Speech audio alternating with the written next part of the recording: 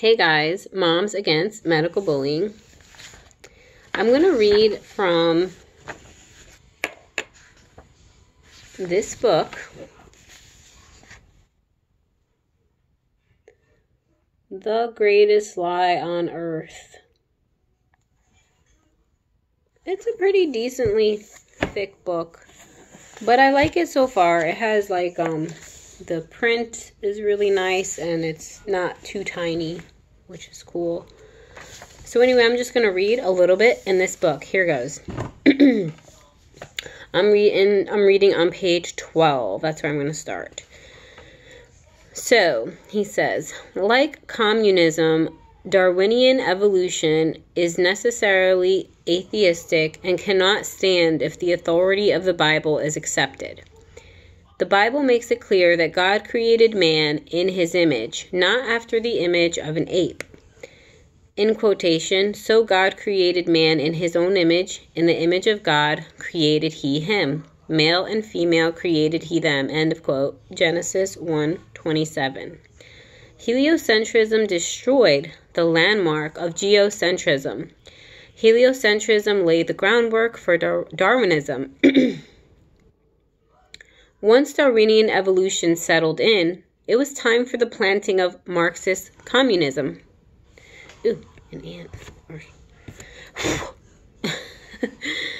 In 1860, Karl Marx stated the following about Darwin's book named On the Origin of Species, which announced the theory of evolution. Quote, although it is developed in the crude English style, this is a book which contains the basis of natural history for our views. End of quote. After allowing the theory of evolution to ferment in his mind for the next 7 years, in 1867, Marx brought forth to the world his economic philosophy based on godless Darwinism titled Das Kapital. Marx sent a copy of his new book to Charles Darwin, inscribed with the following, quote, to Charles Darwin from a devoted admirer, Karl Marx, 1873. In October 1873, Charles Darwin wrote to Karl Marx the following letter of thank you for the inscribed book sent to him by Marx, saying this, Dear Sir, I thank you for the honor which you have done by sending me your great work on capital, and I heartily wish that I were more worthy to receive it by understanding more of the deep and important subject of political economy.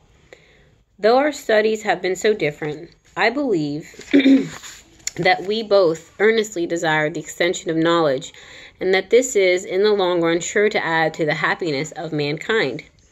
I remain, dear sir, yours faithfully, Charles Darwin. The synergism between Darwin's godless evolution and Marx's godless communism is evidenced by the fact that in 1959, the communist regime in the Soviet Union struck a coin and printed a stamp in honor of the 150th anniversary of Darwin's birth in 1809. Sigmund Freud based his theories of psychoanalysis on the premise that there is no God. In his The Future of an Illusion, he described belief in God as a collective neurosis. He called it longing for a father. Psychology is essentially religion without God. Like all man-made religions, there are schisms. There are over 200 different theories of psychology, Freudian psychoanalysis being only one of them. I'm going to interject here. In college, I was a psych major, and I don't know, it always felt kind of dark, and maybe this is why. Especially, what was it called? Abnormal psychology. Yeah. That's where you go over, like, all the interesting things. But it always felt kind of dark to me, and also, philosophy felt dark, too. I hated my philosophy class, so probably why. Continuing on, heliocentrism is truly the mother of all conspiracies. None other than Satan-inspired man-made philosophies would ever dare to be presented without the geocentric landmark first being removed by the general acceptance of heliocentrism. Heliocentrism is the keystone to the deception. Remove that keystone and the entire edifice of deception will fall. With that keystone in place, the satanic source of the deception is inscrutable, and the facade of scientific authority for the satanic philosophies remain believable. The educational authorities use a tried and true method of conditioning students to reject true scientific evidence and instead accept the myth of heliocentricity. William H. Poole explained this stratagem. There is a principle which is a bar against all information, which is proof against all argument, and which cannot fail to keep a man in everlasting ignorance. This principle is contempt prior to examination. End of quote. Satan has used this method to keep people in a state of nescience about God's creation. He has created a hive mentality instilled at the earliest stages of education that protects the myth of heliocentricity. Anyone who questions the legitimacy of heliocentricity has his character attacked by the hive as being ignorant. The evidence for a stationary flat Earth, no matter its validity, will be dismissed without examination. Thus, the hive is kept in, quote, everlasting ignorance, end of quote. So yeah, I just want to interject there and say, the only reason that I would think that the Earth is spinning is because I was told that in public school. Of course, that's what we're all taught. So, but as we all know, many things you learn in the public government education is not true, or it's just their version, of the traditions that they seek to pass down to the generations. Continuing on, the importance of heliocentrism to Satan's plan for world domination is why it is introduced at the earliest stage possible in the education of students. From the first day in government schools, the foundational scientific truth presented to a student is a globe of the earth that can spin on a pedestal. Heliocentrism is repeatedly reinforced throughout a student's scientific education. Heliocentrism is the most glaring example of mass mind control. To control the masses, heliocentrism must be introduced early and often, so that it becomes a deeply ingrained belief. While at the same time, belief in a stationary, flat Earth is always portrayed by the educational authorities as evidence of abject ignorance. Each of the satanic philosophies of the world, in parentheses, which are heliocentrism, communism, evolution, psychology, and the parentheses, are necessary cogs in the New World Order, which is an ancient transgenerational conspiracy. There is nothing new about the New World Order. The New World Order conspiracy is a conspiracy against God and man. It began in heaven and continues today on earth. And there was a war in heaven. Michael and his angels fought against the dragon, and the dragon fought and his angels, and prevailed not. Neither was their place found any more in heaven. And the great dragon was cast out, that old serpent, called the devil and Satan, which deceiveth the whole world. He was cast out into the earth, and his angels were cast out with him. That is Revelation 12, 7 through 9. Satan was cast out of heaven. He then gathered with his minions on earth and began war against God and man anew. And when the dragon saw that he was cast unto the earth, he persecuted the woman which brought forth the man-child. And the dragon was wroth with the woman, and went to make war with the remnant of her seed, which keep the commandments of God, and have the testimony of Jesus Christ. Boom. It's like when you say Jesus Christ, you just feel the glory. Ooh. That's Revelation 12, 13, page 13 and 17. Oh my God, I just said page 13 and 17, excuse me. Revelation 12, verses 13 and 17. The target of Satan's malevolence is the true church of Jesus Christ.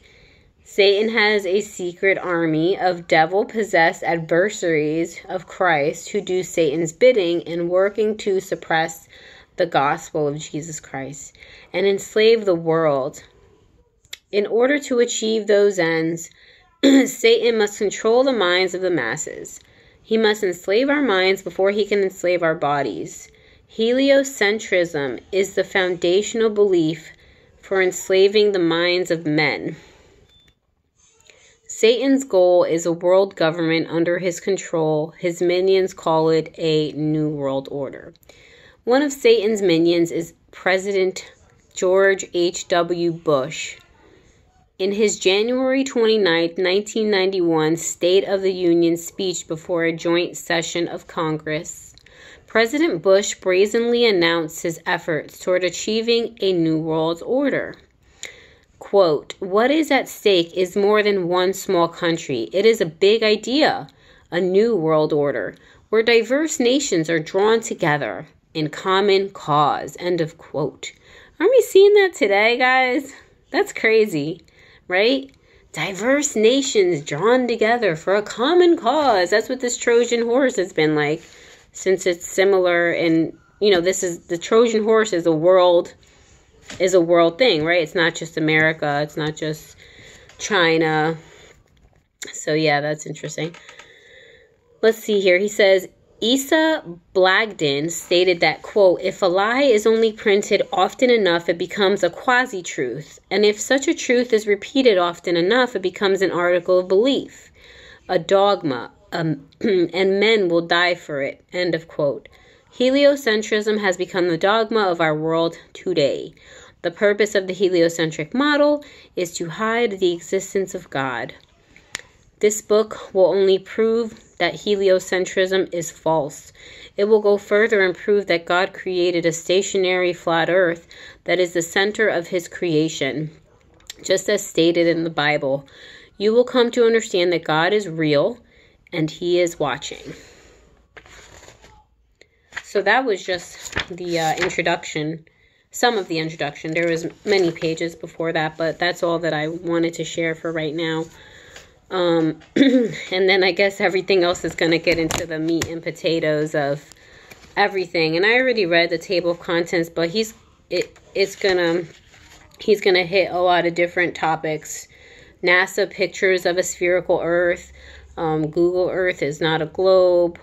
NASA and moon missions. So I think it's going to target a lot of questions that people probably have when they're introduced about the introduced to this concept or whatever.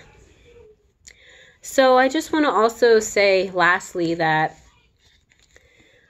I never really wanted to get into this type of discussion, but everything connects. When you get into vaccinations and just you kind of, like everybody probably has, on this journey knows that one thing kind of leads to another, and you start to see how it's a big giant system. It all works together. So vaccines are a major part of this system and of this godless system as well. Right? It's always seems like medical science is pitted against God and everything, but I guess because the roots of it can be atheistic, so that's probably why. But I just want to say that, I never wanted to really get into this topic, but God definitely led me to get into this topic by his Spirit,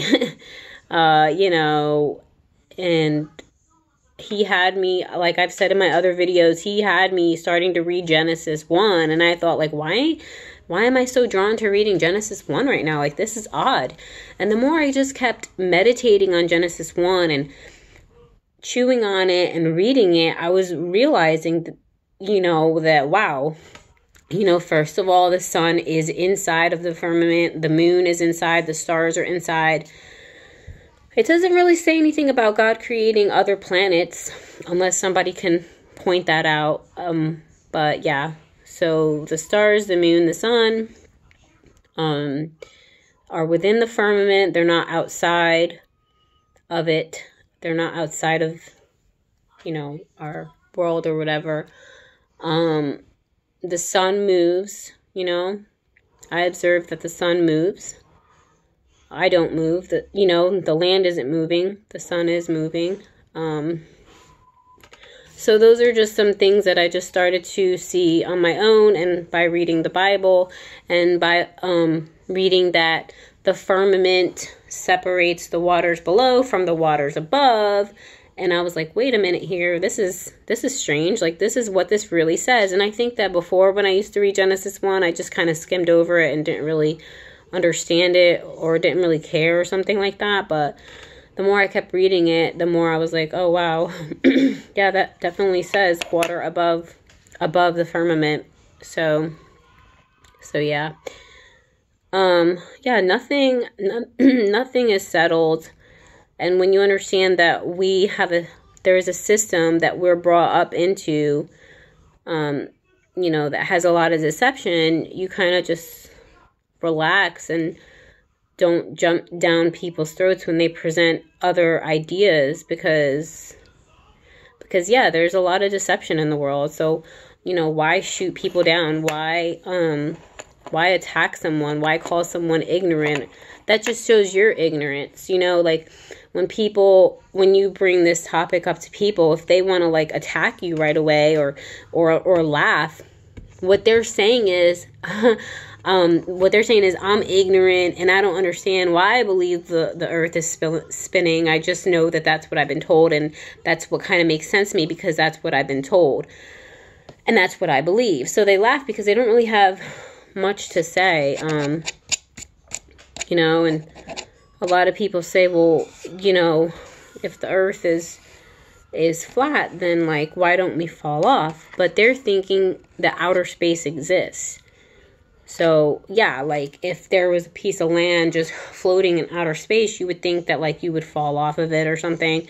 But when you understand, or if you can see the world minus outer space, that, you know, like, say we do live in a dome, like an actual tent, then, you know, then you wouldn't ask that question.